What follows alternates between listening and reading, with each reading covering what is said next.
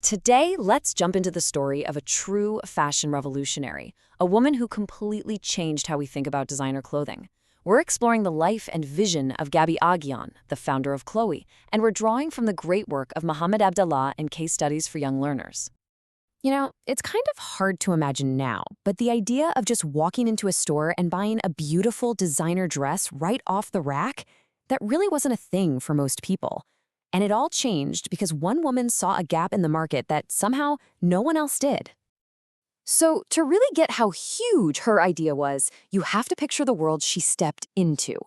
Back in the 1950s, fashion was a world of total extremes. On one side, you had haute couture, these incredibly expensive, one-of-a-kind pieces made for the super rich. And on the other side, well, most women had to make their own clothes or maybe find a local dressmaker to copy those high-fashion styles. There was literally nothing in between. But Gaby Aghion's journey didn't start in Paris, the fashion capital of the world. Nope. It began in a vibrant, gorgeous city right by the sea. She was born in Alexandria, Egypt, and at the time, it was this bustling, cosmopolitan hub where all these different cultures were mixing together. This elegant, diverse city was the backdrop for her entire childhood, and it really shaped her sense of style.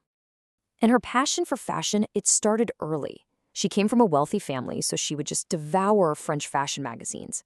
But she wasn't just looking, she was creating. She'd ask her dressmaker to bring the design she loved to life. So in a way, she was a curator long before she ever became a creator. Her path from enthusiast to entrepreneur was, wow, surprisingly fast. Born in Alexandria, she makes this life-changing move to Paris with her husband in 1945, and then just 7 years later, by 1952, she founds her own label, Chloé. I mean, that's a rapid journey from an observer to a true industry game-changer. So it's in Paris where Gaby comes face-to-face with that rigid, two-tiered fashion world, and it's right there where her big idea really starts to spark. She looked at the market and basically asked this one simple question. How could you give women the beauty and the quality of high fashion, but without that exclusive price tag and, the crazy long wait times for a custom-made dress? And her answer to that question was Chloé, a brand she started not in some grand, fancy salon, but in a small room right above her apartment. And this is where her genius really just pops. She created a whole new term for her concept, luxury prêt-à-porter, or luxury ready-to-wear. She decided to make elegant, fashionable clothes using high-quality fabrics, but, and this is the key, sell them ready-made in stores. For the very first time, this gave middle-class women direct access to luxury. It was a total game-changer. And this entire revolution, it started small. Her very first collection had just 6 dresses. That's it. But in a little nod to her past, they were inspired by the relaxed, elegant styles she remembered from the sporting clubs back in Egypt. It was personal, it was focused, and it was a completely new way to think about fashion.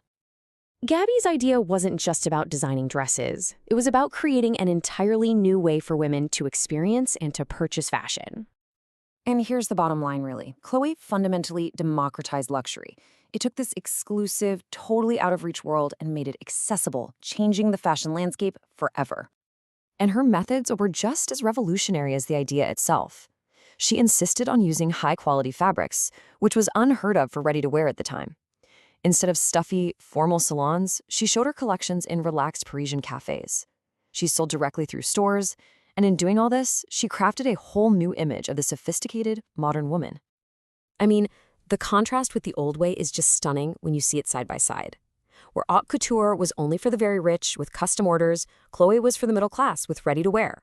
Where the old model used exclusive salons, Gaby chose cool and formal cafes. The entire system was flipped on its head, from how a garment was made all the way to how you bought it.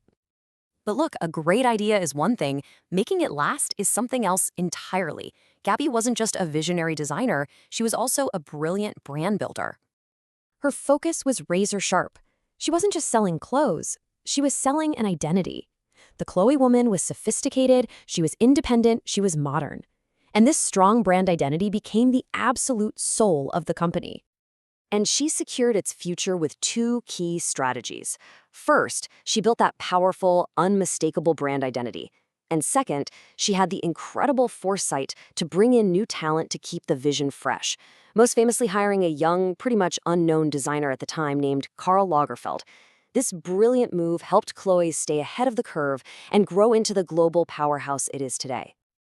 At the end of the day, Gaby Aghion's legacy is this powerful idea that luxury isn't about how exclusive something is or what it costs.